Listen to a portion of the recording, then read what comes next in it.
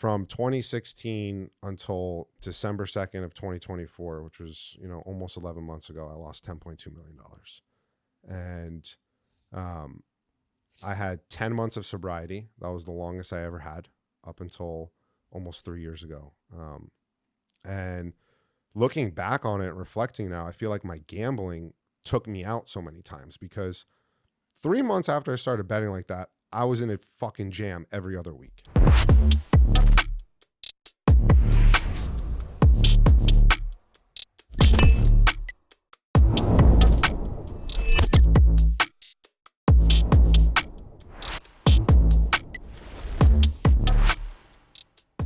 Welcome back to the Hopeaholics Podcast. I'm your girl, Natalie Eva Marie. And I'm Chad Carlson, and you're listening to the #1 addiction and mental health podcast. And you guys, if you or a loved one is struggling, make sure you head to askevamarie.com or chaddick.com and chat with one of our AI companions 24/7. Or text the number right here on the screen. Together, we are breaking the stigma around addiction and mental health. And fighting the fentanyl epidemic. Now, let's get into the episode. I feel like I had actually a lot of hair though when I was younger. I just like lasered that bitch off. I'm really happy I don't have hair. Yeah. Back hair and shit. Totally. That's like a beast for men. Now I will say, Lewis, welcome to the Hopeaholics Podcast. I'm Thank going you to say so that much. first before I say the next thing. The back hair might come as you get older. We'll shave it off. and, Yeah, there you go. and I don't mean like a lot, but just all of a sudden, like hair that wasn't there before is there now. And it's Yeah, that's normal. But what about? I can't laser it off because my whole back is tatted. Yeah, You but you're can't- not like You can't. crazy. Not like the guys that have like literally it's coming out of their shirt. That's because Have you seen Yeah. that? that's Like because Wolverine. Yeah. Yeah, no, I don't want that. No, I don't have any of that, but I do have Donna, my wife, trim it, get rid of it. Yeah. It's gross. I If used that to, happens, I'll have my fiance do Yeah. the same Yeah. thing. Yeah, I used to hopefully have to she'll be shave your wife Jonathan's by too. then. Right? What'd you say? Say it again. I said hopefully she'll be your wife by then. Yeah, March 6th. March 6th. Couple months away. I mean, if she hasn't walked away yet, you good. Listen, after what I've put her Right? through, if she I mean, hasn't I just- left yet, she's not going. We have to start it off because before we started, you already like You Drop gave the us a mic. little dirt. yeah. Yeah. There's a lot of dirt. There's a But lot this of one dirt. is the 10.2. Let's I'm go. stuck on that one. Let's I want go. you to Let's drop just that. drop that. Yeah. How much money did you lose I've lost $10.2 million since 2016. in what? Poker, craps, blackjack, baccarat, sports betting mainly. On the phone Yeah. or in a casino? I did a lot of betting with bookies, and Mm. then when I was back in New York, it was the phone apps. And what about games like college football, Yeah, bookies. bookies? Yeah. What made you get into gambling? I loved gambling since when I was 15 years old. I went to the Bahamas with my family for a Christmas vacation. And I took $200, my Christmas money. I went and played blackjack, and I had no idea what I was doing. I was asking the dealer, hit or stay, what to do. I was 15. I used the Maryland fake ID. Turned $200 into $9,000 At 15? at 15. And I just remember being like, this is great. I don't ever have to work. I'm going to build my empire on gambling, and my life's going to be amazing. And that kind of gave me a little taste. I didn't really start sports betting in high school. But every time we were away or something, or I was traveling and there was a casino, I'd find my way into there and always play. And then when I got to college, I found out what a bookie was, and I could bet on sports. And I loved playing sports. I was an athlete. I loved watching sports. And then that was it. It was just, that was 2013. I started gambling, but it was like $100 a game, $50 a game, nothing crazy until I would say 2016. I got into my first little pickle, which was like a $10,000 debt with a bookie in New York, and I couldn't pay it, and so I went to my parents. I was crying, "Oh, help me!"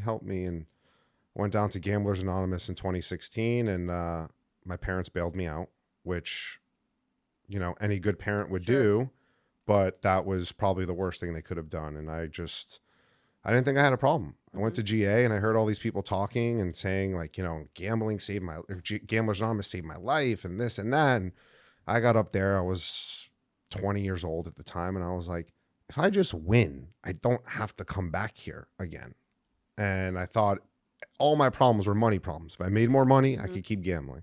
If I just win, I don't have to come to Gamblers Anonymous. I don't have a problem. And so that really started the whole gambling thing. But I went to treatment for my first time in 2016. I got shipped out to Sierra Tucson in Arizona.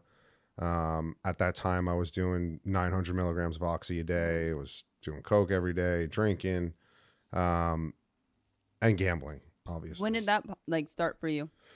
That started my freshman year of college, which was 2012. I was normal in high school. Mm-hmm. Smoked a little pot, drank a couple of beers. I played sports. That's all I really cared about. So I wasn't, drinking and drugging all day. And then I got to college. I lost the structure of athletics, joined a fraternity.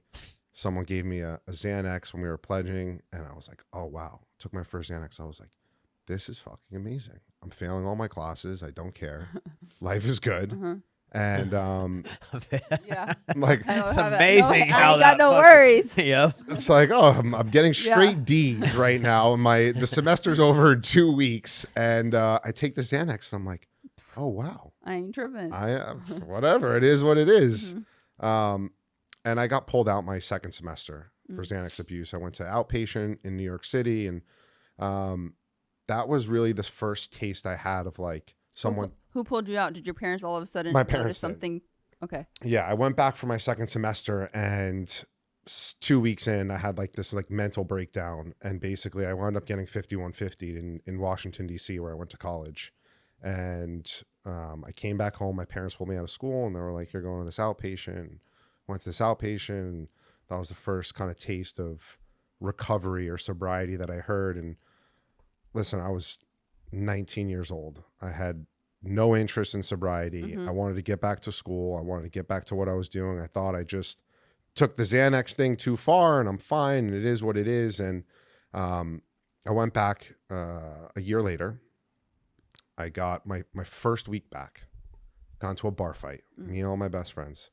Had a bottle smashed over my head and my face stomped on. And I ended up in the hospital, obviously. And I had been given a bunch of Percocets and Oxycontins, and I remember just doing those and be like, all right, well, I have a Xanax problem, but I really fucking enjoy these oxys, so I could maybe just do oxys and, dabble with that. And that kind of progressed for the next year. And my junior year, I woke up with my best friend accidentally overdosing. And that was my first realization in my whole life that this shit has gone too far. Like, I got to stop. And that whole week of his funeral processions back in New York, I was snorting oxys in the bathroom and like dedicating my lines to my best friend who had just passed from an overdose of Oxycontin and cocaine. How old are you? That was 2016. So I was 20 years old. Yeah, I was 20. I was a baby. And so for the next 6 months, I'm drinking and drugging, probably the most I ever had at that point in my life. And I'm home on spring break. I get fucking blacked out on Xanax and drinking all night. And I steal a purse from a nightclub in New York City. And no rhyme or reason why. I just took this woman's purse. I walked out of a club. I tried to hail a taxi. Undercover cops get out and they're like, yeah, whose fucking bag is that? I'm like, it's my girlfriend's. They take out the woman's ID and they're like, what's your girlfriend's name? Didn't match the name on the ID. They asked me for my ID. I hand them a fake ID and an 8-ball of Coke falls out of my wallet. So I get arrested. My mom is a news anchor in New York. My mom's been on TV she's going to get mad at me for saying this, but almost 40 years. Wow. Fox 5 in New York. And so I get arrested. I go to central bookings. I'm in central bookings for 40 hours. I get out. I go home. I wake up the next day and there's like New York Post, Daily News, Daily Mail, Rosanna Scotto's son arrested for stealing a purse, fake ID, bag of cocaine, etc. I get lucky. Go to this court-mandated program for a year, pee clean, do what you're supposed to do. We'll drop these 3 felonies to a peeing in the street ticket. So I do that. And I do it in a way that's like, all right, I got to get through this year. And then like, I can go back to drinking again, maybe normally like a gentleman. And, So it still hasn't clicked in your head that like, Fuck no. oh, I have some severe problem with substance. Okay. No. I mean, I knew I had a problem, and in this program that I was going to, it was actually a really good program. It's called New York Center for Living. It's for adolescents mainly. They're they're pushing you to go to AA. Sure. I did not go to one AA meeting in a year. I went to one actually, and this woman said, if you want what we have, you'll go to any lengths to get it. And I came home from that meeting, and my dad was like, so how was the meeting? And I was like, well, this lady said, if you want what we have, you'll go to any lengths to get it. And I was like, it's fucking perfect. I don't want anything these people have, and I'm not going back. And my dad comes from a long line of alcoholics, compulsive gamblers, and addicts. So he's familiar with AA and that whole realm. And he was just kind of like, oh fuck, like this is not good. So during that year, I become friends with this kid who his father was friends with my mom for a long time, and became friends with this kid, and we were hanging out a lot, partying, whatever. And about my court program ended in May of 2016. And in November of 2016, this kid brutally murdered someone in New York City, stabbed him 15 times, rolled his body up in a comforter, threw him out his window, drove the body to Jersey, buried and burned the body. And by the grace of God, I was not there that night. Normally on a Saturday night, 5 a.m., I'm with him partying, and I was not there. But he winds up confessing the whole murder to me. Like play by play, the whole thing. I didn't believe him. He texted me about it. And this was November 16th, 2016.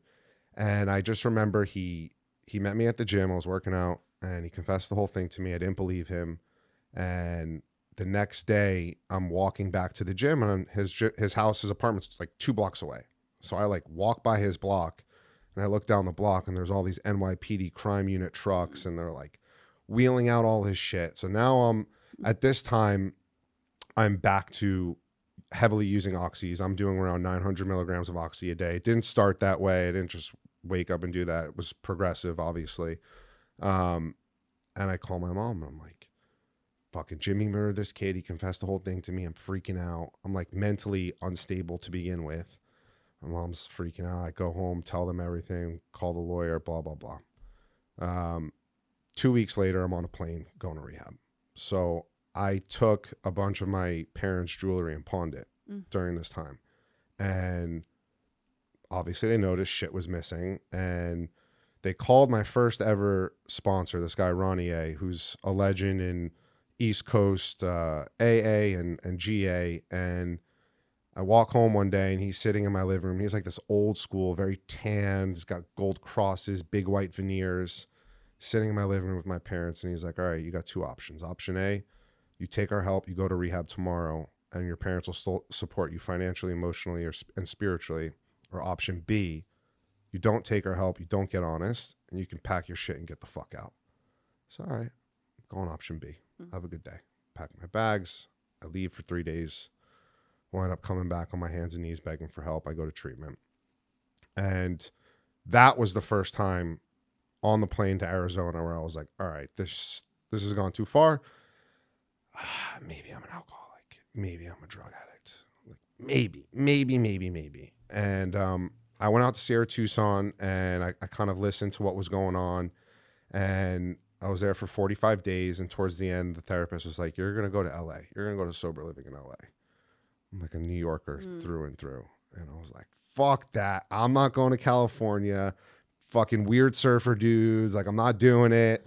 And my mom gets on the phone. She's like, can I ask you a question? And I was like, yeah. She's like, how much money do you have in your bank account? I'm like, I think I got like $22 in there. She's like, you're going wherever the fuck I tell you you're going. And I was like, fuck, I'm going to LA. So I come out to LA. I get put in a sober living in Santa Monica, and they start taking us to AA meetings. And how old are you at this point? This was 2017, so I was 22. Okay. I was 22 turning 23. And I get out there, and I go to this AA meeting, and I hear this guy speak. And there was probably like 30 people in the room, and I felt like he was talking to me. Everything he was saying was finally registering, and everything was clicking. And I was like, wow, like, okay, like I relate to all of this. And Next day I went to another meeting, got a sponsor, and started working the steps right away. And that was my real first go at sobriety, where I was like, okay, like I'm going to give this thing a year. My sponsor said to me, he's like, give me a year, do this program honestly, and give me everything you got. And if you're still miserable, the drugs and alcohol are only getting better. They're not going to get worse over the next year. And I was like, all right, good point. I'll give it a year. And within 6 months, my life was amazing. Like truly, it was so great. I had a great job and I started making a lot of money. And I was in an office with about 5 guys. It was a ticket brokering company, kind of high-end concierge, front row seats to Taylor Swift with a private meet and greet and tickets to the Met Gala and like this crazy shit. And so I went from having $22 in my bank account to making 6 figures in like 6 months. Wow. And all the guys in my office, it was 5 of us, were all making the same kind of money. And they were all fucking degenerate gamblers. And there was like, those little basketball hoops you have on the, we would play games for like $1,000 a shot in the office. And that's when I started making a lot of money. I was like, okay, I can gamble now and I can bet. But Do you win any money ever? yeah, there were a lot of times I won a lot of money. Okay. We'll get into that. Okay. Yeah, we'll get into that. And the crazy thing is that this disease is progressive, right? So it's like I was betting $100 a game in college, and now all of a sudden I'm making all this money. $100 a bet. It doesn't do it for you. It's not fucking scratching the itch anymore. Yeah. So I went from doing that to $1,000 a game, $2,000 a game.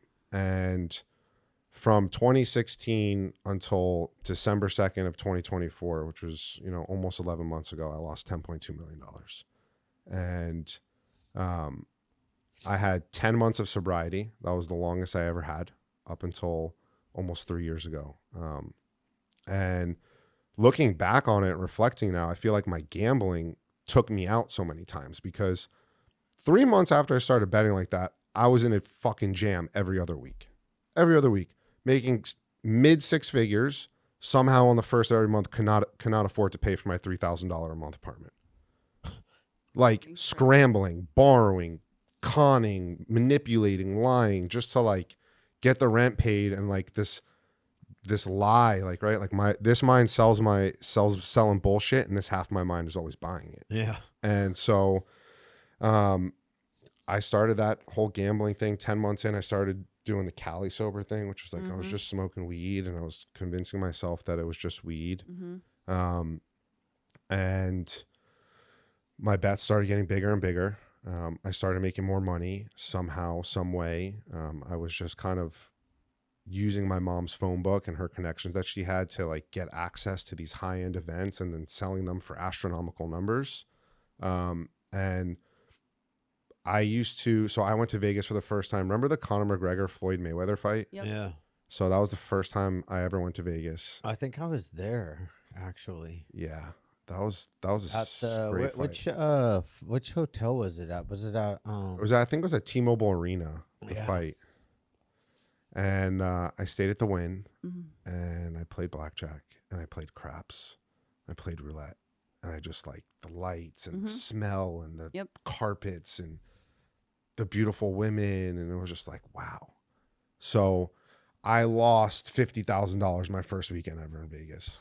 And I'm walking out. My buddy Mason's like, dude, you go talk to a host. Like you can get your room comped and this and that. And I was like, what?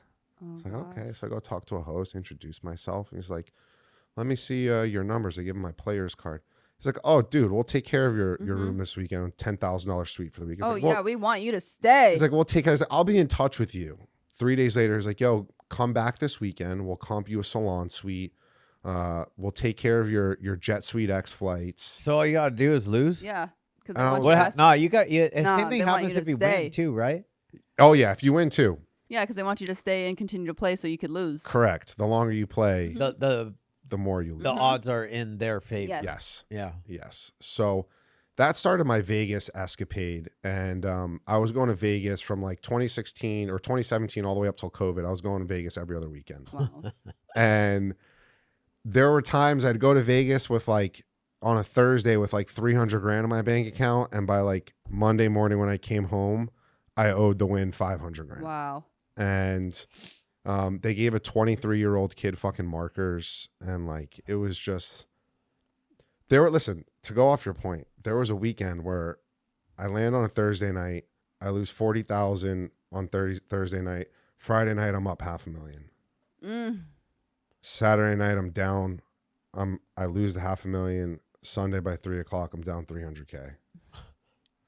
And I'm on this plane back to LA with my best friend who's looking at me. Mind you, Saturday I'm walking around with like 500 grand in chips. I'm like, I'm buying a fucking Lamborghini when I get back to LA. And my friend's like, dude, give me the chips. I'm like, don't fucking touch my chips. Don't tell me what to do.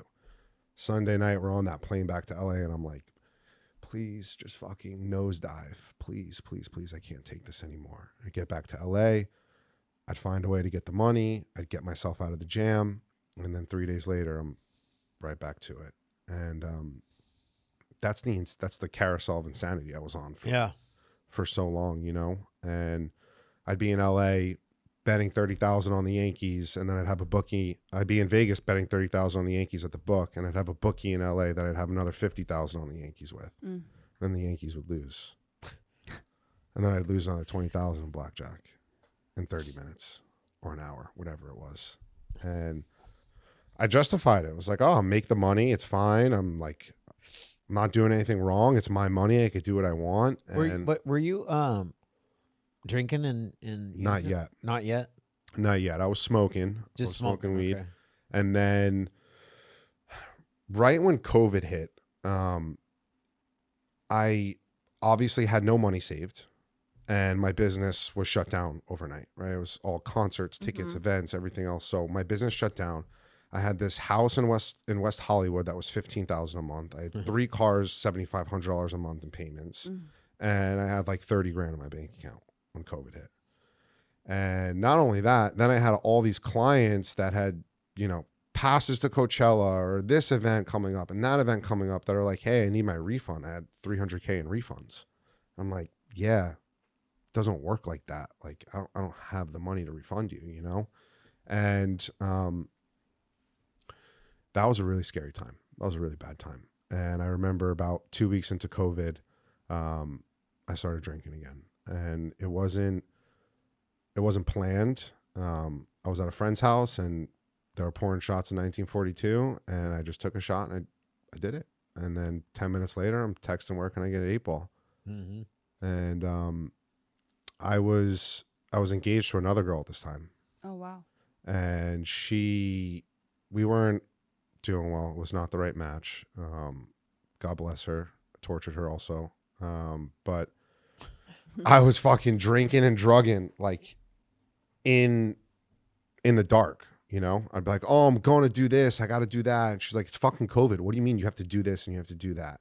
And I was going out and I would drive 2 blocks down the street and I'd sit in the car and dry sniff an 8-ball by myself and play online blackjack with like those dealers in like Eastern Europe that are just like on the video doing it. And I think 2019, that time, 2020 was really from 2020 till January 1st, 2023. It was horrible. It was horrible. It was, during that time, I thought everything was fine, but now I look back on it and I was like, I can't believe I lived like a prisoner for so long, you know? So much pain, so much fear, and like just like this feeling of like everything's going to work out, but you know nothing is going to work out, you know? And it was gut-wrenching for me, but it was gut-wrenching for my family. Because I just like was in this like habitual pattern of like build my life up for 6 months, burn it down. I'd go to rehab and I'm like, I'm going to get sober this time. I'm going to do it. It's like the fucking 10th rehab I've been to in like the last 2 years. And like, I'd get out and start using within like 3 days. No defense. And like, I knew about AA and like all my friends I had in LA were in recovery. And it was like, all of these people around me were like, their lives were getting really big and doing great things and things were just calm. And I was just like burning it down with no way of stopping myself, you know? And I was super stubborn, super stubborn. And so this one's a fucked up story, but I go to Cirque Lodge in February of 2021, and I go to Cirque Lodge. I'm like, all right, I'm done. This is it. It's done. Go to Cirque Lodge. 4 days in, I call my girlfriend, who's my now fiance, and I'm like, get me the fuck out of here. Get me the fuck out of here. She's like, I don't think this is a good idea. Like, you know, your mom, she's gonna be pissed at me and blah, blah, blah. And I'm like, I manipulated her. I'm like, you're staying in my fucking house right now. I'm like, get me a fucking flight out of here or get the fuck out of my house. She's like, okay, I'll get you a flight. Mind you, Mia, who's my fiance at the time, was like 21 years old, 22 years old. So she's a baby. She doesn't know. She's never been around an addict. She gets me a flight home. I break out. I get home. And a week later, I'm on a flight to Cartagena, Colombia. And I'm like, I'm going for a week. I got some business out there. My girl's like, what the fuck are you talking about? My parents are like, you get on that plane to go to Colombia. Do not ever call us again. And I'm like, all right, no problem. Bye. Won't call you again. And I get on that plane to go to Colombia. I wind up staying for 12 weeks. I fall into a full-blown drug psychosis in Cartagena. I went with a friend who's half Colombian. He left after a week and he was like, dude, like, you need to come home. And I was like, I am not coming home. Like, this is the best place on planet Earth. Like, I'm never leaving here. And I was doing some odd things for money at that time. I mean, I'll just say it. I don't really care. But I was selling drugs for money at the time. In California, I was selling weed and I was doing all right. And it was just like this cycle of just money in, money out to drugs, alcohol, and gambling. And so I stay in Colombia for 12 weeks and my mom and dad blocked me, email, phone number, Instagram, everything. Every form of communication they had blocked me on because I was in psychosis writing these like 10-page emails to my parents about how they've like failed me and how they don't love me and all they care about is their careers and themselves. Like, just like super victim bullshit, which like I've read recently an email I sent to my parents and I was just like, I couldn't believe what I was reading. It was like so cringe. I was like crawling out of my skin, but I needed to read it. So about 10 weeks in or 8 weeks in, my mom calls Mia and she's like, please go get my son. She's like, do you know your fucking son? Like, he's not listening. He's not listening to anybody. I mean, what was Mia saying at this point? Because if you've now upped and left, no real reason of going to Was Colombia. she staying at the house? She was staying at the house because we had just, before I went to rehab, we got a dog. So there was a puppy in the house and she wasn't leaving the puppy. And when I went to Colombia, I like basically like manipulated her. I was like, listen, just like hold down the fort here. Like, you could stay here. Like, don't worry, blah, blah, blah. And she was like, yo, you're fucking nuts. Like, all right, like, whatever. Like, what am I going to say? I'm not stopping you. And 8 weeks in, my mom basically begs her to come and get me. And so she flies out to Colombia. And she gets out to Colombia. I'm like, oh my God, this is amazing. Welcome. This is Cartagena. I'm buying a fucking island here in a couple of weeks. Like, just stay. And she's like, she had been FaceTiming me and she was like, you know, the second night she was there, so she's like, are you sober? And I'm like, yeah, I'm sober. Why are you asking me if I'm sober? She's like, because there's fucking pink shit coming out of your nose right now. Like, you're not sober. And anyway, she comes out there. She stays with me for another 4 weeks. And one day I wake up in Bogota and I have this like mental breakdown of like, what the fuck am I doing here? I need to get back home. So I come back home, come back to LA. I run it for another 4 months. I get evicted from my house because I'm throwing these massive COVID super spreaders during COVID. So I get evicted from my house. Landlord kicks me out. I go down to Tampa where my cousin lives, and he at the time. And you could throw super spreaders in Tampa, right? Yeah, Tampa was open, dude. Tampa was like cracking. Like strip clubs were open. Like everything was good down there. So I like my cousin's like, come on down. Like he had like 3 years sober, and so I go down to Tampa and I stay there for 3 months. I get dry. We're not going to meetings. We're fucking partying, going to strip clubs and shit. And I'm like, all right, dude, I got to get back to New York. I got to get to work. Like, this is not working. So I go back to New York. I get a really good job in New York. I'm working at this restaurant. I'm a manager. They promote me to general manager. And I'm doing really great. Life is good. Bosses love me. The clients all love me. They respect me. And I'm like, wow, this is amazing. And December 18th of 2022, I get fired. I get caught drinking and drugging on the job. And that was it. That was it. That was like the moment where I was just like, I'm a fucking loser. I was 28, and I was like, this is what my life looks like when I'm 35. I'm going to kill myself. Like, I can't live like this anymore. And my parents were devastated. They were just like, I don't even know what to say to you anymore. This episode is brought to you by Wolfpack Bags. This gear is meant for anybody gym, lifestyle, to anybody that's on the move. I mean, I like to say that us here and everybody that tunes in, we're not average. We're always a wolf. They have all the goods that you need, especially for anybody that is looking for a bag to carry their meal prep, a lunch pail, anything like that. They have you covered. So once again, go to wolfpack.com, use the code Hopeaholics, save 10%, and join the pack. Really, no words. And my mom was like, you can't stay here anymore. I'm not paying for treatment. I'm not paying for therapy. I'm not paying for this coach, that coach, whatever it is. She's like, pack your shit, go somewhere, get your life together. And so came out to LA again. And I came out to LA because this is the only sober community I had at that time. I never developed any sober community in New York. I never tried to. So I just came out here. I was going to get a scholarship at this place called Beit Teshuva in Los Angeles. And I get out here January 8th, 2023. And I was supposed to get a bed on the 11th. And they called me the day before, like, yo, you got to wait 3 more days, 4 more days. I'm like, all right, no problem. Keep drinking and drugging until I go to rehab. I was going to rehab sober. Yeah. And kept calling me. Another 3 or 4 days, another 3 or 4 days. And at the time, I was staying with Mia in her apartment. She wasn't my girlfriend. She had just been like, yeah, you can crash here till you go to treatment.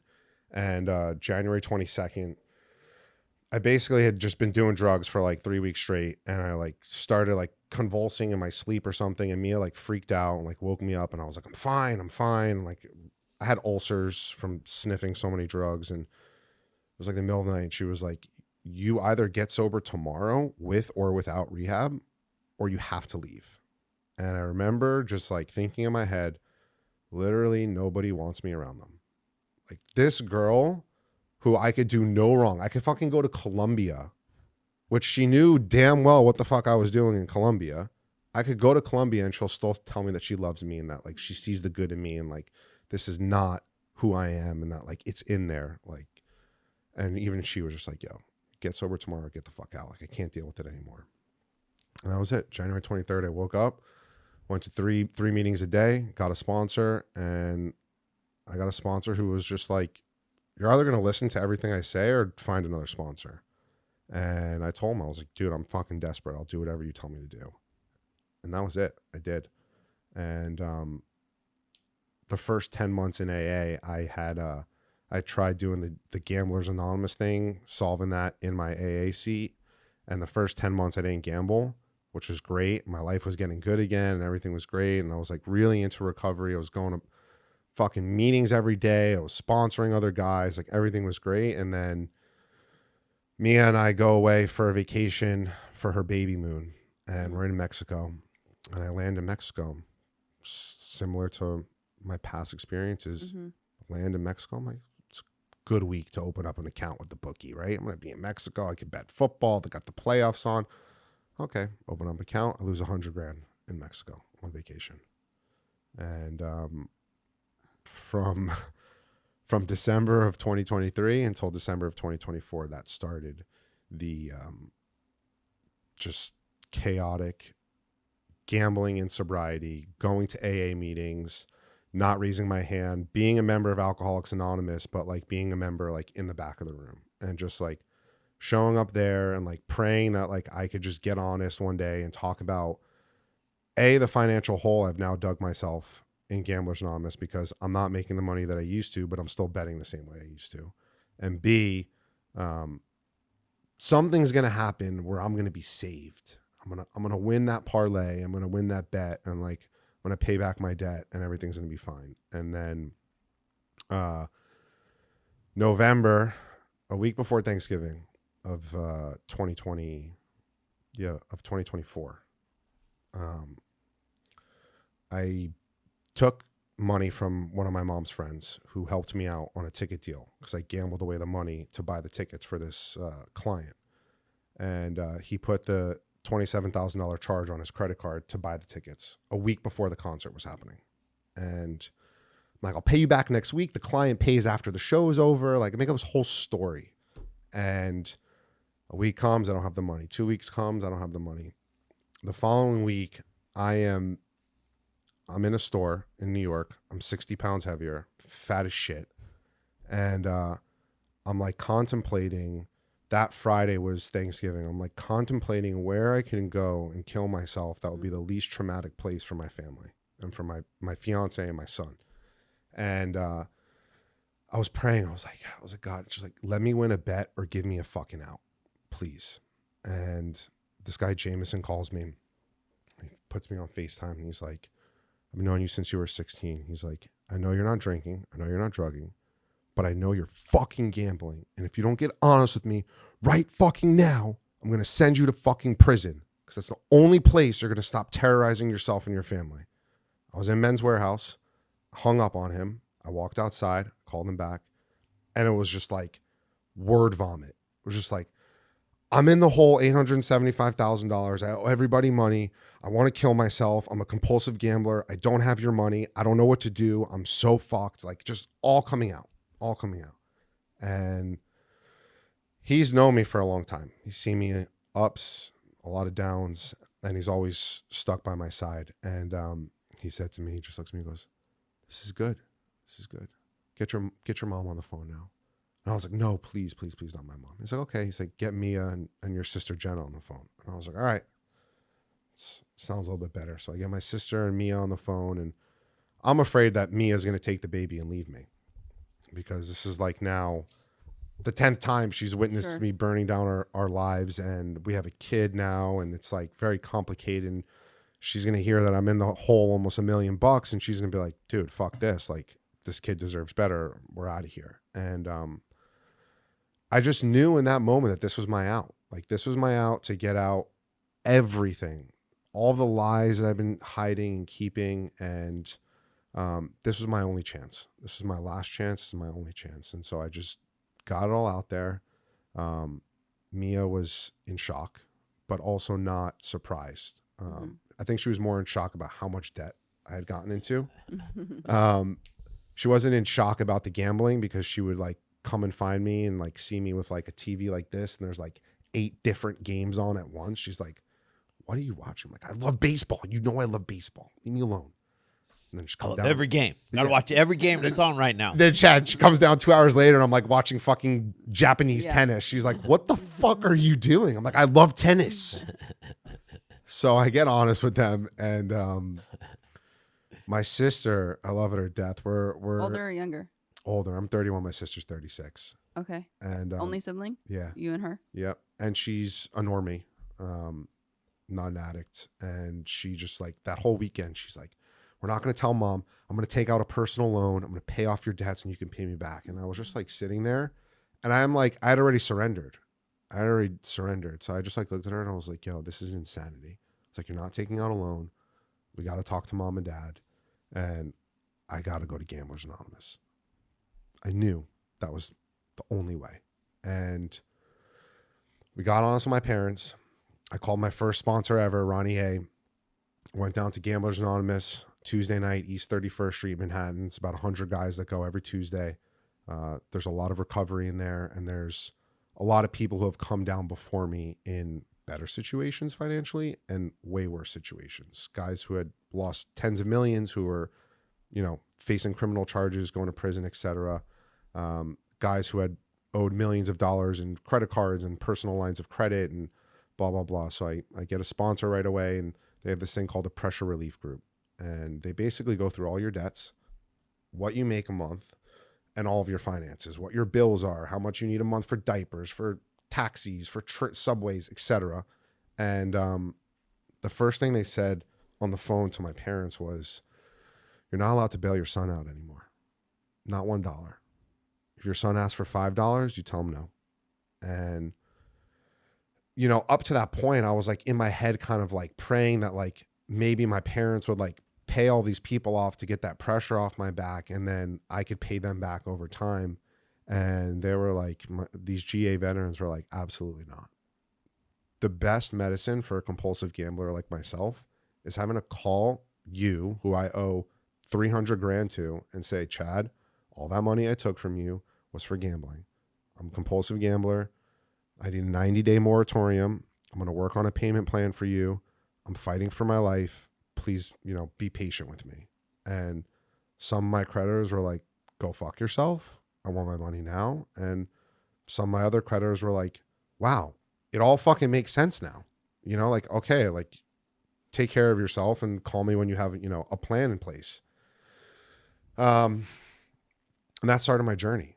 And that, you know, when I came down to AA almost 3 years ago, I knew I was done. Like I had that feeling inside of me that I was like, all right, like I got no more runs left in me. And it was a very similar feeling when it came down to Gamblers Anonymous, where I was just like, I can't live like this. I can't keep lying to myself that like everything is going to be fine. And like, you know, I think having a kid really put that all in perspective, where I was like gambling, and I'd be thinking to myself, how the fuck am I going to put a roof over this kid's head, send him to school, buy him diapers, buy him a toy? Like all these thoughts started coming in, but I was in such a massive hole that I was like, I wasn't gambling for pleasure at that point. I was gambling for, you know, fighting for my life. So that started my journey in Gamblers Anonymous. I'm coming up on 11 months.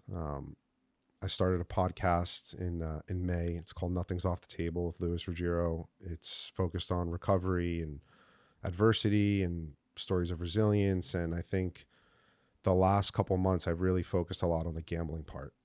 And I focused a lot on the gambling part because we live in a society now where gambling is so glamorized and sexualized, and like, just like, it's like, oh, you shouldn't watch a game now unless you're betting on your favorite player over unders, or like, are you watching the Super Bowl? Like, you should bet on what color the fucking Gatorade is going to be that they pour over the coach. And, you know, nobody thinks they're going to be a gambler until you become a compulsive gambler, and that invisible line is crossed. Same thing as, you know, alcoholics, addicts. Like, we don't think we have a problem or we're going to be an alcoholic or drug addict until we cross that line, and then there's no going back. So, you know, I personally, I've lived a really good life. I come from privilege. You know, I'm very aware that I come from a family that's been able to financially provide for me. I have an advantage in life, and I've still managed up until this point to fuck that up. And, you know, this disease, whether it's drug, alcohol, gambling, whatever other, you know, 12-step programs there are, it doesn't discriminate based on your color, your creed, where you're from, whether mom and dad has money, whether they don't. It's like the only thing that makes me different maybe from other alcoholics is that my family has the means to like get me maybe better treatment, right? And by that I mean get me into a nice rehab. But if I show up to a nice rehab and I still want to drink or drug, it doesn't matter how much money it costs, I'm still going to drink or drug. And every alcoholic and addict has to come to that conclusion that themselves, that like, I am sick. There's no treatment center. There's no person. There's no amount of money that's going to get me sober unless I want to be sober, you know? So yeah, that's kind of where the journeys has taken me. And, you know, now I feel the last 11 months, like the most whole I've ever felt in my whole life. It's the most authentic I've ever felt. It's the most honest I've ever been.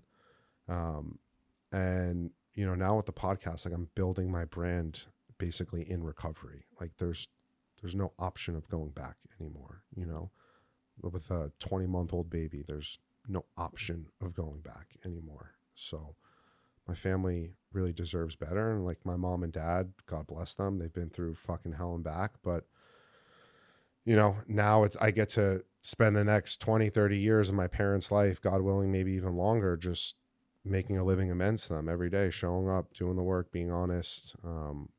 My day job is I run my family restaurant in Midtown New York. It's called Fresco. It's been open for 32 years. Oh, wow. My grandma opened it for my uncles. And then everyone kind of ventured off and did their own things. And it's been left to my mom, my sister, and I. So that's kind of my day job awesome. in between the podcasting. So Do you still work? Do you work at like a double program? So like AA and yeah, I do. I go to AA about 4 times a week, and then I go to GA Tuesday nights. You guys are gonna bug out this. 5:30 to 7 o'clock. You have to go. It's the beginner's room. If you have under a year, and then from 7:15 to 9:30 is the main room. So for almost the last year, I go to GA Tuesday nights for 4 hours. Then I go to a GA Zoom on Sunday nights. And then I go to like 4 AA meetings throughout the week, and actively working a 4th step right now, my GA program, which like I just want to say, for me personally, like I know there's a lot of ways people get sober today, and there's a lot of other solutions. For me, the only solution is the 12 steps, whether it's Alcoholics Anonymous or Gamblers Anonymous. Like I need a spiritual based program to stay in recovery. I can't do the wishy-washy. If I'm living in the gray in one area of my life, that gray area just pours over into every other aspect. yeah, Which I get it. I've done a lot of research and development to come to that conclusion. Same. So. I mean, I totally believe in, and I know Chad does too. It's like there's so many modalities, there's so many ways, and there's a lot of people that are sober, doing it another way. And I've tried a lot of different ways myself, but. But if you want what, but if you want what we have to offer and are willing to make the effort to get it, then you're ready to work some steps. Yeah. You know, like we're undisciplined. We need structure. Or at least I do. I love the 12-step program. Saved my life. It saved my life. I mean, I say this often, and I was just talking to a guy earlier today. Like, Alcoholics Anonymous got it right a long time ago, man. I have a spiritual malady. I have a big hole in my chest that I try to stuff anything but God in. Yeah. And until I fill that hole with the spirituality, nothing's gonna work for me. It's not Nothing good will for work for anybody. me. No. And you know what's, it's funny you say that. It's like, even before I was an alcoholic and addict, like I was an alcoholic and an addict. It's like even as a kid, like I was just like always in trouble, like always trying to like do something that wasn't right to feel something. And, you know, drugs and alcohol and gambling became the solution to my problem. Totally. And my way of thinking is just flawed. Fucked. It's just flawed. I was just, my brain was just wired incorrectly. And I like had to come to terms with that. Like, it's never going to be wired correctly. And unless I do these things that are being asked of me and follow this very simple program for complicated people, then I'm fucked. Like I'll always go back to drink and drug if I'm not working a program, specifically the 12 steps. Yeah. Specifically. I agree. Yeah, same. We're the same. You know, I don't. We've tried all the other ways. I've tried the other ways. I've tried everything. I tried smart recovery. I tried no Staying God. sober, no program. I tried Chad's in charge. I don't need anybody, just myself. I try. Well, I you mean know, I was that trying in to a do lo- I like mean that in a loving way. like an AA. Like I switched from meth to Adderall. That didn't work. It's close. It's Yeah. close. I tried. But we do that, you know? And I look at it now, fast forward, is like we are the lucky ones, because imagine being a normie and having a God-sized hole, because I feel like humanity does have a God-sized hole that they tried to stuff in, but don't ever get there because it's hard to come and conceptualize that's what is lacking within oneself. But we got beat up to the ground where we had nothing to lean on other than to find some type of solution other than ourselves. So now I feel fortunate to have the disease because we actually have tools and to lean on people that have done it before us, sponsors, meetings, and things of that nature where other people don't, you know? Yeah. I mean, it's available for sure, but if you don't have make those drastic, crazy, life altering decisions like yourself, $10.2 million that you lost is insane. Yeah. Like to any normal person, they would be like, I would never do that. You know what I'm saying? But that's just the way that our brain goes. And I really love that you are so open about gambling, because I think it's something that doesn't get spoken about enough, especially in the rooms, because I think there's a lot of people that have that problem and think that AA is going to solve it, which it can help for sure, but it can only do so much. And that's why it's so important for people to hear stories like yourself, that not only do you attend AA, yes, which is fantastic, but you also need to go to your GA meetings and seek that for that caveat of the problem, because eventually it catches up with you. I mean, you were sober and then you were gambling. You know, Gamblers Anonymous, and it's based off Alcoholics Anonymous, obviously. It's based off the big book. There's no Gamblers Anonymous literature, but being in that room, you realize that gambling is a whole different beast, right? Because you have the financial aspect of it. It's in my opinion, the most insidious disease, right? It's like, we could be sitting here right now and I'm like, oh, I'm coming up on 3 years sober. And like, meanwhile, I have $1 million on the Dodgers tonight. And like, you guys would have no idea. For sure. You know, but I walk in here drunk and high, you guys would look at me and be like, yo, what the fuck are you just going on? You know? And, you know, the gambling thing is very interesting, right? It was very taboo for forever. Yeah. And now all of a sudden it's like legalized in all these places and all these states, and celebrities promoting it left and right. LeBron James and Kevin Hart, like, oh, match your first deposit, blah, blah, blah. It's like the states are making so much money off people's demise. And like my dad was like, when I went to Vegas and I was losing all this money, my dad would be like, you fucking idiot. He'd be like, look at Vegas. He's like, do you think that it's nice because people win there? And I'm like, oh yeah, well, it's fucking nice. I like it. And like, I actually learned that casinos specifically, when they're being built, they have like market research people and scientists. I don't maybe know about scientists, but I'm just gonna say that. Yeah. They come in and they study what colors will make people want to gamble more. So like they'll see like red, and like red is like good for making people want to gamble more. And like this scent, if you put it in your HVAC, like it'll make people want to gamble more. And then they're giving you free drinks because they know if you get drunk, they're pumping oxygen into the room, so that way it's like, you know, you don't feel correct. Yeah, it's all science. But you know, I had this whole idea where I was like, I wanted to like start this like major lawsuit against these sports books. And like I was mainly using Caesar Sportsbook, and I had a host, and like if I didn't gamble, if I didn't have any bets in or I didn't make any deposits, by like 2 p.m. my host was texting me, hey Lewis, how's your day going? Like just added a $2,000 free play to your account for today. I'm like, all right, cool. Or like they sent me to the Yankees game, first row behind home plate for like a playoff game. Yeah. Or like would send me to the Knicks games and the suites and all these things. I'm like, oh, I'm getting free Knicks tickets or free Yankees playoff tickets. And it's like, yeah, I fucking lost 50 grand last week. You earned them. Yeah. I did. Nothing is free. Yeah, nothing is ever free. Yeah.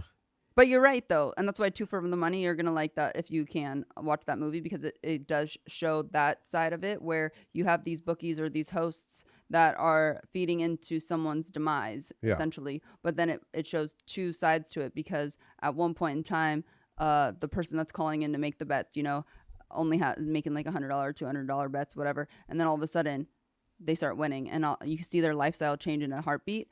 And then everything is good between them and the host and them and the bookie, and all is well. And then all of a sudden they start to lose, and then they lose the house, they lose the girl, they lose the car. Yeah. And then now they want to like kill the host or the bookie, when it's like, it's a game amongst two people. It's tough.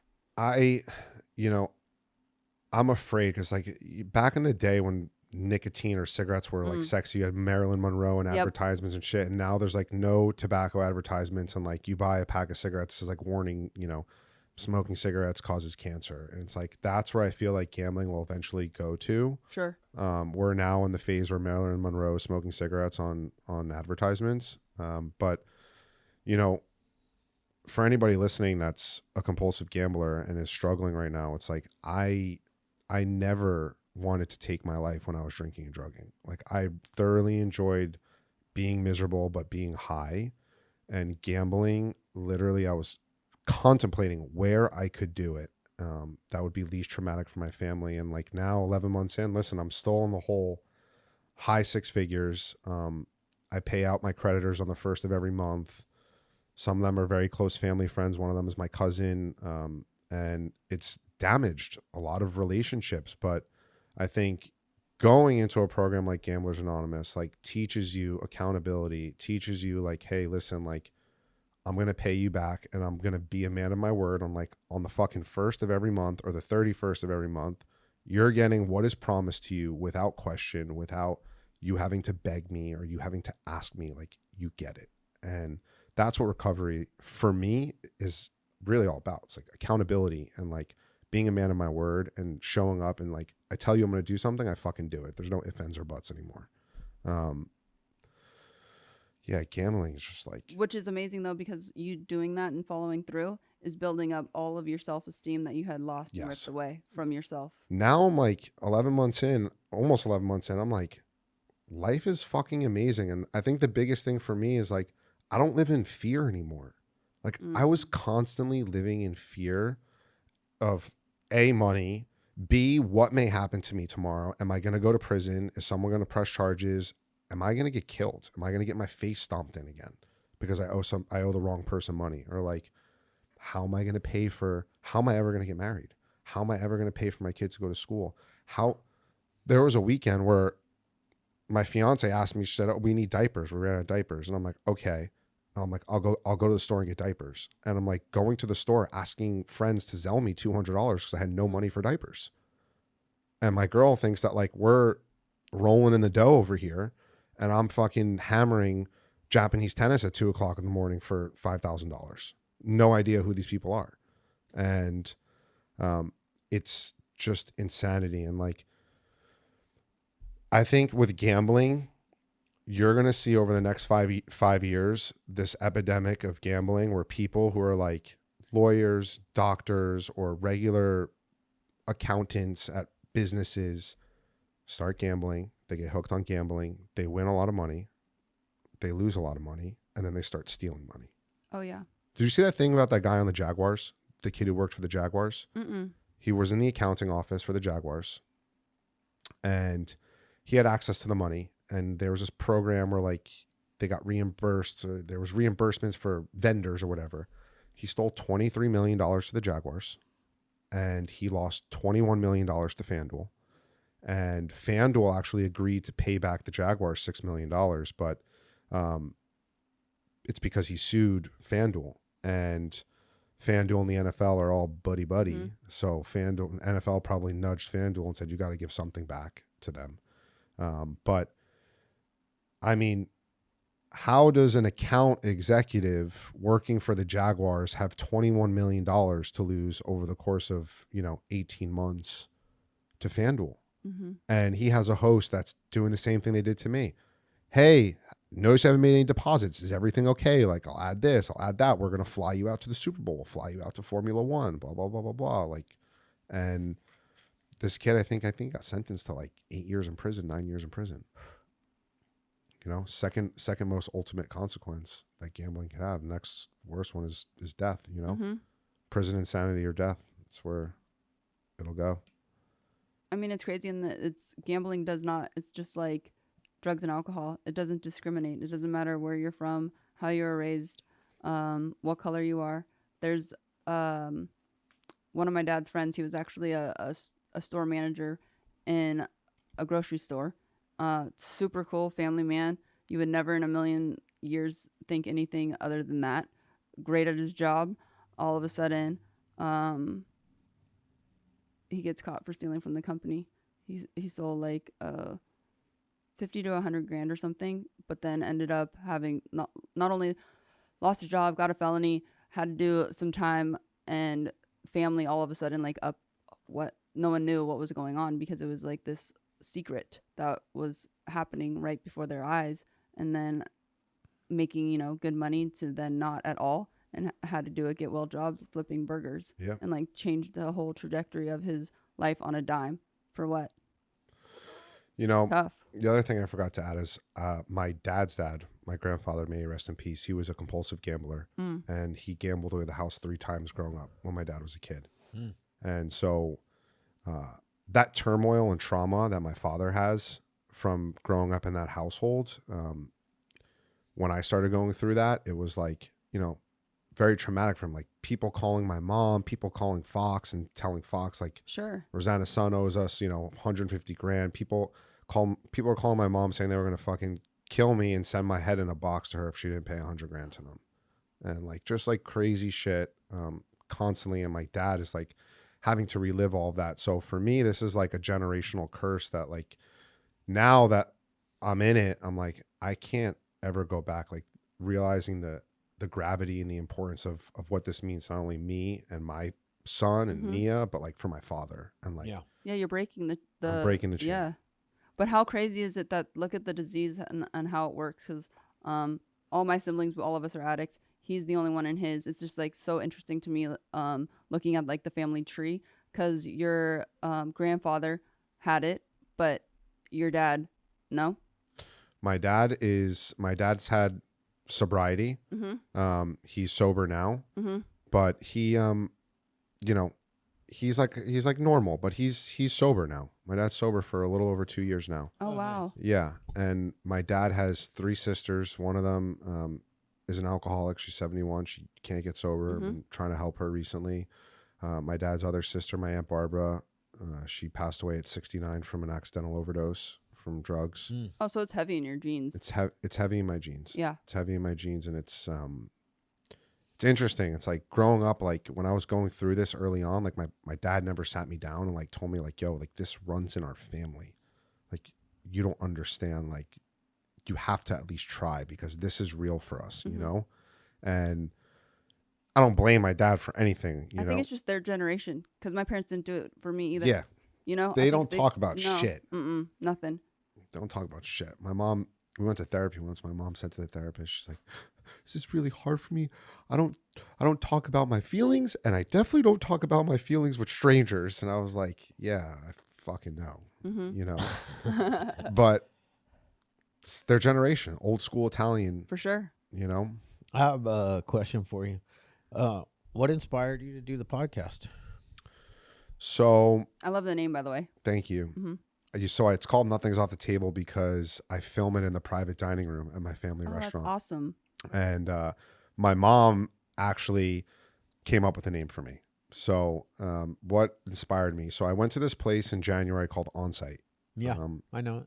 It's 7 days, Yeah. trauma intensive, and Where is it? it's in Cumberland Furnace, Tennessee. Okay. And it's all like, it's 7 days. You're in a group, 6 people, your therapist, and it's all psychodrama, inner child, family of origin therapy. It's not your traditional treatment center. And it's fucking super intense. And like, I show up there and this like guy is like talking about this psychodrama. And I'm like, why the fuck did I go here? Like, I'm a compulsive. Who recommended it? My friend Dean. Okay. And by the time I left, and you go in, you give your phones, you have nothing, you're disconnected. By the time I left, I did not want to leave. I did not want my phone back. I like wanted to stay. But the work I did there was the most freeing and healing work that I've ever done. And like, that is another side of things that like I tell people, it's like, listen, like AA and GA is amazing. You have to do that to stay sober, in my belief, long term. But like, there are other outside resources that can help you work through other traumas and like childhood shit and family of origin shit that like AA and GA like can't get that deep into, right? Like most sponsors are not like trained professionals in like doing family of origin work. Yeah. So I had an amazing experience there. And this woman in my group, her name was Annie. She like pulled me to the side. She was just like, you're so charismatic. You have a fucking absolutely insane story. She was like, you should do a podcast. And I was like, I don't know. And then like, she kept pressing it and like pushing it. And I was like, all right, I'm going to consider it. And I got home, and you guys know Kevin Lanning? Yeah.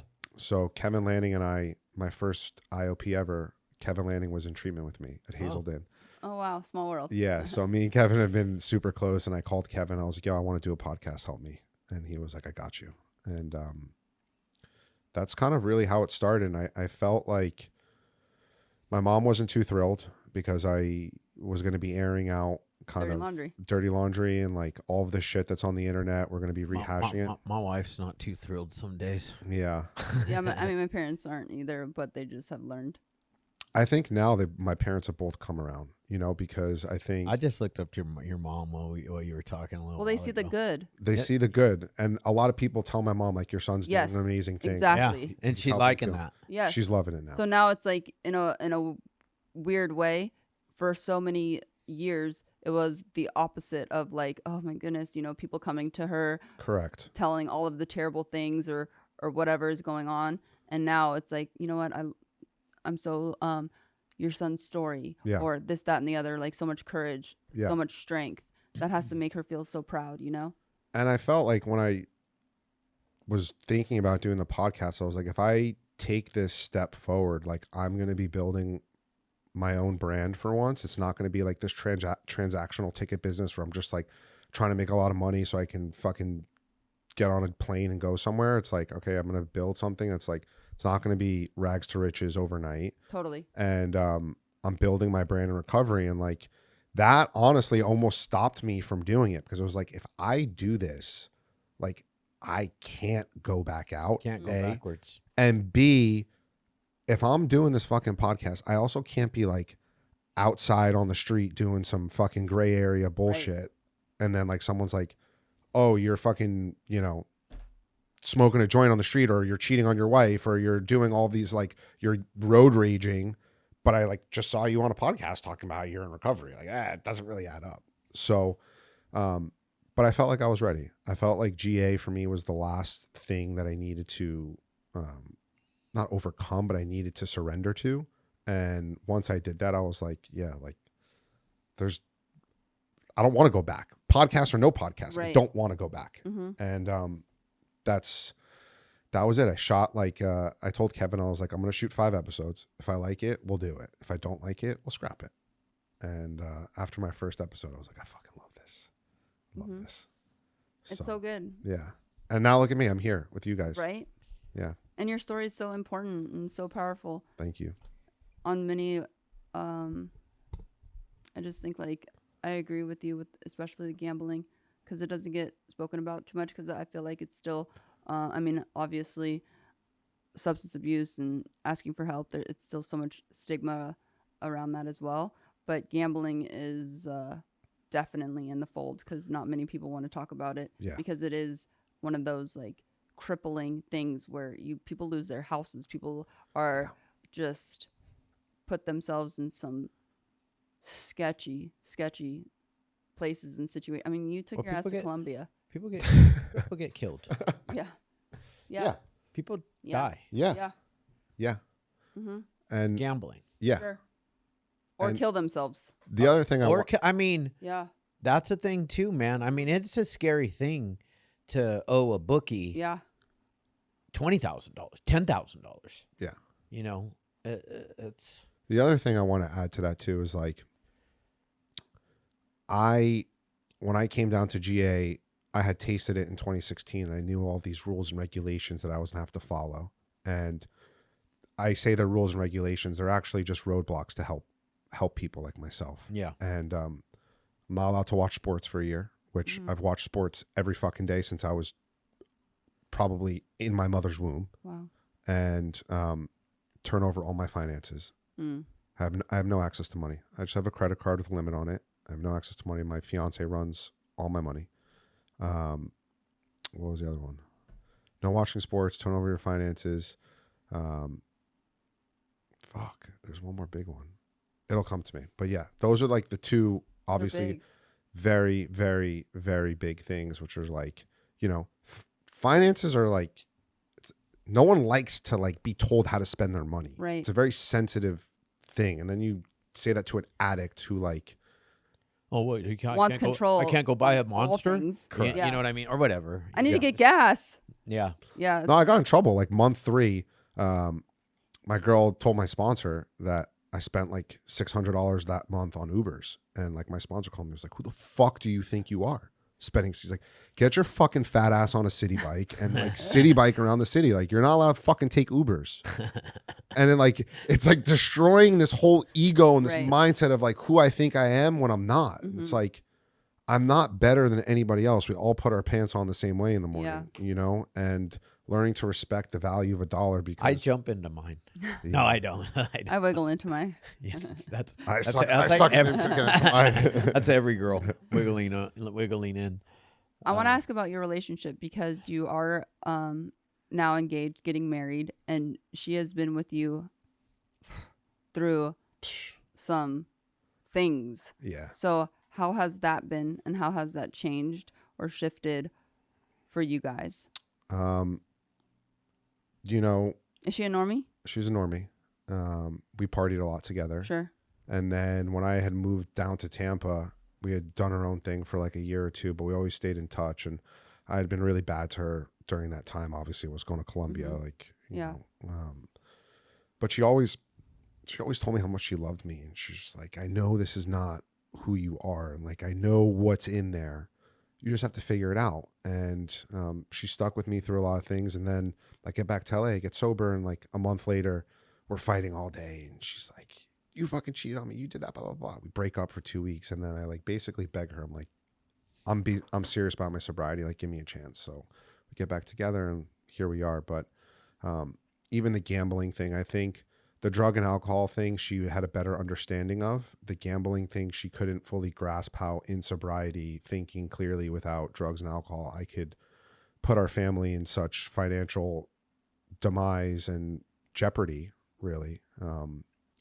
And she was very, very upset because we were living in my parents' apartment. So it was my mom, my dad, me, Mia, and the baby. And she's like, yo, I did not sign up to have a baby and live with my fucking in-laws.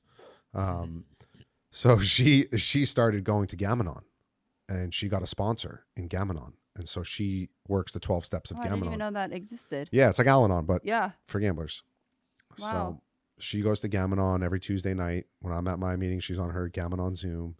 And I think, you know, I was afraid because I was afraid of what it was going to cause her to do to me. But in all reality now, 11 months in, it's like, it's only helped our relationship because it's like helped her forgive me and understand that like I'm a sick individual, and that, you know, it's also taught her some boundaries that she's had to hold with me, which when I don't like them, I have to realize that it's actually for my benefit. And it's been amazing, you know, even like my mom and dad, like they're like so proud of me now. And they're like, with the podcast, they were like, my first episode was my story. Kevin interviewed me, and my mom told me my dad was like, turned the TV off and threw the fucking clicker and was like, I can't believe we're fucking reliving this shit again. And now like my dad like sends me like texts and he's like, I'm so proud of you. His like friends from college, his college roommates are like texting him like, LJ's podcast is great. Like, wow, you must be so proud of him. And like my dad kind of sees now that like this is actually helping people. And you know, like even now he like coming on your guys' podcast, he was like, wow, it's so fucking cool. He's like, I can't believe it. And you know, it's been a full 180. You know, I didn't think Mia and I were going to get married for a couple of years until financially I got right. And this summer my mom was just like, I want to get you guys married. And I was just like, by the way, I owe my mom like millions. I bet. Millions. And she's like, I see Kevin on your podcast. Yeah. Here, did I get far enough down? Oh, I got far enough down. Nice. Yeah. Check So that shit out. it's been a journey. It's been a wild fucking journey. That's for sure. But I'm grateful I'm only 31. Yeah, you're like A baby perfect compared to timing me. to get it together. Yeah. Like you have so much ahead of you, and Young enough to be my son. Sorry. 31. How old are you, Chad? 51. Really? 51, yeah. You look good, bro. Thank you. Yeah. You hear that? No. I You didn't hear. look good. Can you say it again? You look really good. Did you hear that, Emily? Emily, did you hear that? I have to give a shout out to your parents though, because it's also a testament to how strong they are together. Yeah. Of staying unified. They're still married, yeah. Yeah. And Yeah. but yeah, You probably I mean, put him through the ringer, brother. the stress of just from your story alone. I think that we forget to emphasize that part of our stories, because imagine being the parents of the addict and like having them, how many nights did they have pillow talk, you know, and just going back and forth with one another, and the fact that they stayed together and unified throughout it all is just I don't know if it was pillow talk. I'm sure it wasn't. I'm sure it was like, this What's is the your fault. opposite of- This is your fault. But they withstood. Yeah. And to me, that's what marriage is. Yeah, it is. And I feel like now with my son, I'm very cognizant. I'm not worried. I know I have the tools now. If God forbid my son is an alcoholic addict, but like, you know, my dad and I talk, and there were a lot of times where like my dad was telling my mom, like, cut him off, Right. fucking kick his ass out, and that's gonna hopefully end with him coming back and opening up his ears. And my mom's old school Italian. Like, she doesn't want to kick her son out on the street. I think it's something in women because we hear it all the time. I know my mom's like that. It doesn't matter. They're just this nurturing thing to their child that they are going to continue to extend. Like, my dad would have no problem being like, figure it out, get it together. But my mom is always going to be there to, like, essentially it almost does more harm than good. Yeah. Enabling without them thinking it's enabling. Right. Because they love their kids. And so that's the problem though too, is that there's no one specific, like, this is the right way to handle your addict child, because there is not a right or wrong way, because every individual is different, and it ultimately comes down to each individual has to come to that point of like, enough is enough. I'm going to do this themselves. 100%. Yeah. The addict has to like fully surrender. And go all in. Yeah. No pun intended. You like that? I do. I love it. Your story is amazing. Thank you. Yeah, man. Proud of you, and we need more voices out there. For man. sure. It's We do. Especially men's too. This whole deal for me, like, we kind of fell into this podcast because I lost my son-in-law, and I never intended to do this, but my daughter found the love of her life dead. Do I need to clear it up and say, do I need to be clear that he wasn't actually my son-in-law? No, Emily, I'm good. I can still call him my son-in-law. You're okay with that? Yeah. Okay. Thank you. He was more like a son to me. I mean, something I can tell you off the air, not on. They weren't married, is what he's saying. But there was the love of her life. Yeah. Dude lived with me since she was 15 years old in my house. Yeah. And he died when she was 21. Fuck. And she found him. And she found him. She's the one that found him. And How's your daughter doing? I mean, she hasn't had the easiest life in the world. Yeah. She came out of the womb to two drug addicts, and a mom who never got clean, and a dad who struggled in the years that she needed a dad the most. Yeah. So how is she doing? Pretty fucking good for somebody who's gone through what she's gone through.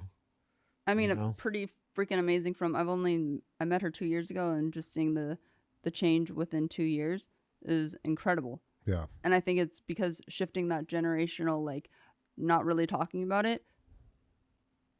She now has her father having the podcast, openly talking about his own personal struggles amongst other people that, guests like yourself come on, and she gets to see that. Like, children watch their parents. Yeah. So it's like, yeah, I know that he carries a little bit of like a weight because of that time in her life. But the beautiful thing is living amends. Like, Yeah. she works for him now. He would have never had her be an employee 5 years ago. And no way. you know what? She went through a similar program to On-Site. It's a little bit longer of a program. It's in Kentucky, Bowling Greens, Kentucky. Bowling Green. Can't remember the name of the program either. now. All those places that are like in the middle of nowhere. The Bridge. The bridge. Oh, I've Good heard job, that Emily. place. Yeah. I've heard that place. Yeah. So she, she had a breakdown. She, after my son-in-law passed away, she struggled with, I think it went from like drinking to meth to full-blown alcoholic. And then she got sober, and then she was sober, she got but then sober and went to that program was struggling. and was just struggling with mental health, you Yeah. know, and like wanted to kill herself. Yeah. And Survivor's guilt. I don't know. I'm sure all of the above, Just life heavy. was like not easy for her. Yeah. And she hadn't really done any work, zero work, Yeah. zero work on. It's not easy to find somebody dead. you know, No. just in general. And I think there's other guilt that came along with their, young love relationship where things weren't, perfect. Yeah. And they had their struggles and Like every young relationship. Totally. Fuck, Every old relationship. I got remarried at 42 years old, and it it wasn't always easy. Yeah. Pretty fucking easy now, but like we're also, almost 10 years into it again. So I'm proud of her. I'm proud of her for the life that she's learning how to live. Because I haven't I haven't given her stuff. I haven't given my kids anything really, like except for the ability to figure it out themselves. Yeah. I mean, I'm there. I'm here. Yeah. I'm available if you need me. Pick up the phone anytime. Call me. But I'm an addict too, so like I know that I can't just give them too much. Yeah. She's but yeah, I never thought in a million years that she would work for me. I mean, I had It's to amazing. kick her out of my facility because she had boy problems, and I like let her in here and she's pretty. And so the little, 18, 19-year-old drug addict guys that I got my treatment center are Trying to 13 step. Yep. Yeah. And like, I ain't having that. Listen, I don't blame you. My daughters are not to be touched. I know. But Mia always says, she's like, I'm so afraid for our future daughter. And I'm like, yeah. She's not allowed out of the house till Yeah. she's fucking 30. Yeah. It's rough. I still tell them, that they don't tell me shit, but they believe that I have people that constantly follow them around because I know everything you that do. goes on in I was about to say, you probably do. Yeah. And that's okay. In my eyes, that's okay. Yeah.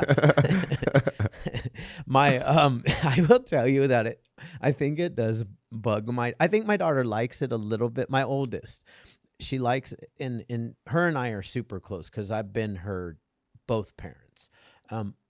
I think she likes it a little bit, but also hates it because, like, boys will be like, "Oh, your dad's Chad," Yeah. like she can't go Yeah. anywhere without people knowing who her dad is. Or they got to come super correct. So Yeah. maybe that's like the invisible buffer you're providing, that maybe one day the right man comes along and he like knows who you are and he's like, Yeah. okay, I got to come super correct. Yeah. I mean, she did send us that funny text on last Wednesday when we did our Costco haul because some boy was like texting her and he was like, "Oh, your dad's Chad." But like, look at it that way too, where he's known as a positive Yeah. person Influence in as society. opposed to, Yeah. oh, that's your dad. That sucks. Yeah. A positive influence, but one that they know Not to play. I don't play. Yeah. I don't play with my there is like 2 to 3 things that I'm willing to do a life sentence for. Yeah. And the 3 main ones, like, my son, I have 2 daughters and a wife. You fuck with them. That's it. That's it. I'm on That's the same it. page as you. That's it. I think Yeah. it's funny how no matter what, fathers towards their daughters and sons is so different. And my dad let me know. Well, it's like I need my Very, son to very- go take care of his own shit. Right. That's Yeah. like, you have to be a man. If you need my help, I'll help Of you. course. But like, Yeah. My sister gets babied more than me. yeah, my girl. Yeah, I she's get babied. I'm 36. the youngest and I'm the only girl. So I'm going to be. Of 3 brothers though, and her brothers are not. They're wild. They're like, her brothers are really not to be fucked with. Yeah. Yeah. I mean, I'm 41 years old and my dad will still be like, "Oh my God, put some clothes on." I think Yeah. it's just like I say this that Your, protective thing. yeah, it's your dad. Yeah. I say that every time I look at my daughter. I'm like, why? Why can't you just cover those things? Like, Yeah, like you should be wearing skirts like to the ankles yeah, and very high socks. Right. And turtlenecks. Yes. for sure. Yeah. Turtlenecks. Yes. Turtlenecks For sure, are a turtleneck. must. Long sleeves also. But I mean, I'm truly like I want to go back to you just because, like, I love the fact now that there's so many people out there showing the world that recovery exists And it's possible. and it's possible, Yeah. It is. and just keep doing it, because who knows? Yeah. Nobody knows. I still don't know what's going to happen with this podcast. We just keep showing up, and then I look at the wall. When you were talking about, I was just going to do 5 episodes, and I looked at the wall behind you, and I was like, that's like literally every guest that after about episode, I don't know, I want to say like maybe 20, 30. There's probably 30 people that aren't on that wall. But actually, I had some people come back and sign the wall that before we had the wall. And You guys are crushing it. where are we at, Emily? 279. But what I like is that we're out here talking about something where people, or at least myself, thought that I was like the only one and I was alone and I was isolated and had no idea that other people struggle with the same thing that I struggle with. And so it's like that's what's so really important. And plus, sobriety and trying to work on yourself every single day is cool. Yeah, it is. And it's not easy. It's not. And it definitely is. And there's going to be days that are amazing and there's going to be days that are not. And life is still going to happen. Life on life's Life on life's terms. And you know what? When days are hard and you come on a podcast and you got to walk people through the fact that, you know what, my life, like I'm going through some shit. Yeah. You know, like I'm actually going through some shit right now. That's why I'm honest about my shit. It's like I come on here and I'm preaching out to all you guys. I'm like, yo, I'm almost 3 years sober, 11 months into GA. Mhm. I still owe out $830 grand that I'm paying out in the first every month. Like, Yeah. some of my payment plans are fucking 20-year payment plans. Mhm. Yeah. And obviously I'm hoping that gets shorter over time, but that's the reality of life and the destruction I've caused in Totally. my past. And like the other side of things is that like, even in sobriety, like I may look good and like, it's like, oh cool. Like, wow, he's on Hopeaholics Podcast. It's like, bro, I landed here Sunday night and like, I caused so much destruction in Los Angeles. I landed at the airport and I called Mia and I was like, I hate it here. I want to come home. I want to cancel these podcasts. Like, I feel so fucking alone out here. And I was just like, so anxiety inducing because of the destruction I've caused here. And then like the beautiful thing is like, I go meet up with my friends who are all sober. I hit a meeting. I hear this woman share last night and I'm just like, wow. Like, I feel great. Like, I come here today. I'm like, this is going to be fucking amazing. And like, I'm happy to be here. I'm happy to be in Los Angeles, like making new memories, like positive memories, positive you know? And that's what sobriety does. And walking through that fear that is so crippling. Yeah. Because you could have very well just hopped back off on a plane and went home and canceled all of the things that you had already planned. Yeah. You could have done that, but you didn't. No. And that's what it's about, suiting up and showing up when we don't want to. Even when we don't want to, which is a lot of the time. It is. For me. Like we walked out of a podcast the other day, and our Catherine, who you probably emailed back and forth with, I walk out. I don't know where Natalie went. I walk out, and she goes, "Oh, so and so just text me and asked if you guys would be the keynote speakers on Saturday, October 25th," and I was like, no. That was like, you know, like my first thought is like, no, I don't want to do that. But you know what? I get to do that. Yeah. My first response is always no, usually, in my head. Aren't you grateful that you didn't say no to your first thought when Janet said, hey, I did say no initially in my head. In your head, but you didn't say it out loud. Yeah. To this? Yeah. Because she just came in as a guest. Imagine if I said no. If my girl called me and said, hey, I know these guys, they're really great, da-da-da-da. Like, what if I told her, you know what, I'm so busy, I'm not. And I wasn't living in California at the time, so it wasn't like an easy hop over here to do the podcast. What if I think about it sometimes, like, damn, if I had said no, where would I be? So thank God I said yes. I don't say no. I don't think too long on stuff that like that kind of stuff because of the what if. It's like everything's God's will. Yeah. Everything that's happened in your life up until this very moment right now, it's been God's will. Yeah. Even though we have free will, you're going through these storms and he's like, he's moving me through them. Yeah. Just wait. Yeah. We got something. Yeah. I feel like this I is need it for you me. to be I need you to be a gambler. Mm-hmm. Yeah. I need you to be addicted to gambling. Yeah. Yeah, because now you can share your testimony. Because here's the thing. Nobody Amen. else has what you have. There's not another podcast out right now that has somebody who's a gambling in recovery from gambling. And it goes to both AA and GA, and their significant other goes to, how do you say it? Gamanon. Gamanon. Like that's it's hard. That's important. Naranon, Yeah, I know. Al-Anon, Gamanon.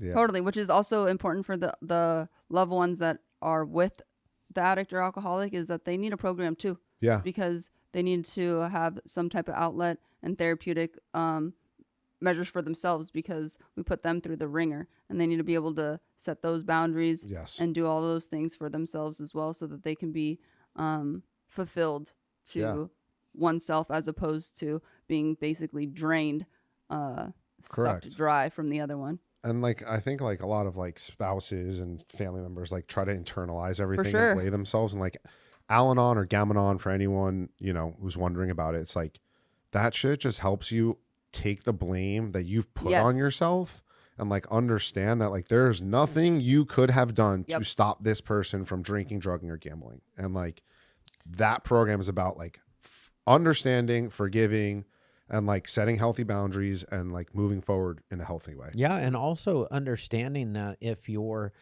loved one relapses, that you don't have to get involved in that relapse anymore. Like, you got somewhere else to go. Yeah. Yeah. Because, you know, our loved ones have a disease too, and it's that disease is us. Yeah. And they have to break that disease. Yeah. You know, which is so difficult. So true. It's so hard for bro. And it's, I mean, sometimes owning treatment centers for 23 years tomorrow. That's pretty dope, right? Yeah. Tomorrow's the anniversary of Hope by the Sea. Wow. 23 years. That's pretty crazy. I know. I don't even look old enough to have a treatment center for 23 How many people do you think you've helped in 23 years? Tens of thousands. It's amazing, bro. It's like, you know, somewhere between 10 and 20,000. And I already know just by us sitting here today that like you're not running some like middle of the road program over here. You're like really trying to help people. That's the whole reason why I started it. Yeah. You know, and I wouldn't have partnered with him if it was anything different. I knew it the moment I walked in. I was just a guest. I attached my trolley and said, "Let's go, all in, all chips." Are you still wrestling or no? I'm not. No. Yeah. I mean, that I door's told her always to email Triple H though, and I want to make a run. Do you honestly have the look? He's crazy. He will get hurt. I know. He will get hurt in his entrance. Trying Just to running flex and down. do something cool, you know? Start cramping up and starts flexing. Yeah, I got hurt. Saturday night, I was trying to impress my little cousin. She's like 7 and she does gymnastics. And she's never really like talked to me until her mom showed her this video of me doing the round off at Costco. And she was like, I can do a round off too. And I was like, all right. So then anyway, Saturday night, I was like, you want to see me do that round off again? Fucking do the round off. Hurt my wrist. Almost pulled the fucking hamstring. And then when I landed on the hard concrete, my back jammed together. Oh my God. Which is crazy because you busted them out like nobody. I know, but I got warmed up before we did that.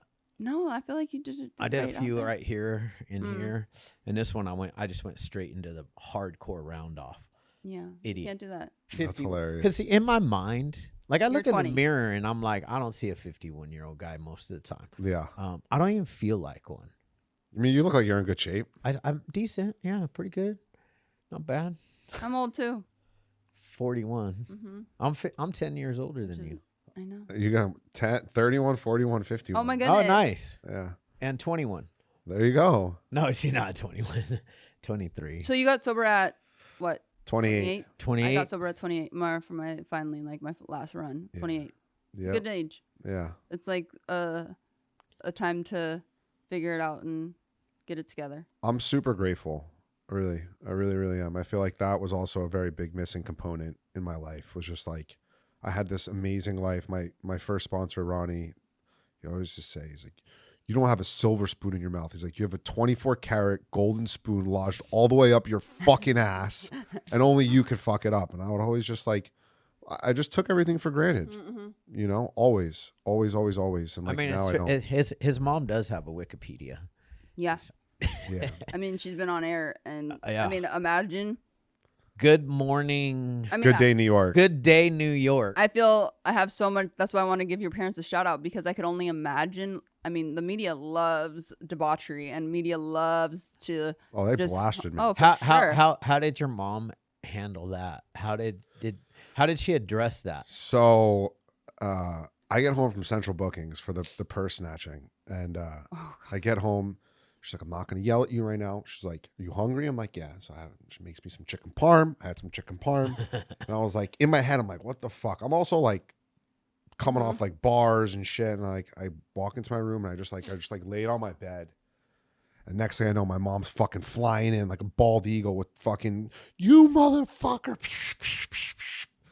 beating the crap out of me. And then went to bed. The next day woke up and I woke up to her yelling because New York Post, Daily News, Daily Mail, all these articles. And Blasted you, huh? yeah, and it was, you know what?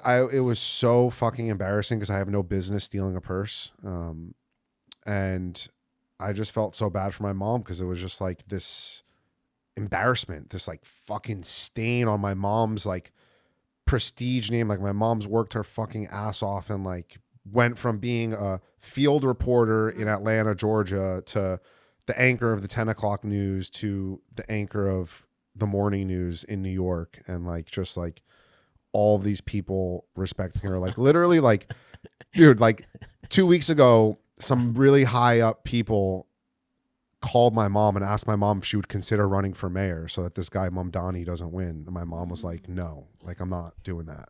But like, she's a fucking legend. And then she's got her fuck off son fucking stealing purses and, you know, in murder trials. It like was not Right. It was not really the best. In and out of treatment centers, like Yeah. just. I don't want to talk about Mondami, but what in New York hell is going on in there? You know, I think I will say this as a 31-year-old with a fiance and a baby in New York. It's fucking expensive, dude. Mm-hmm. It's fucking expensive. And Yeah.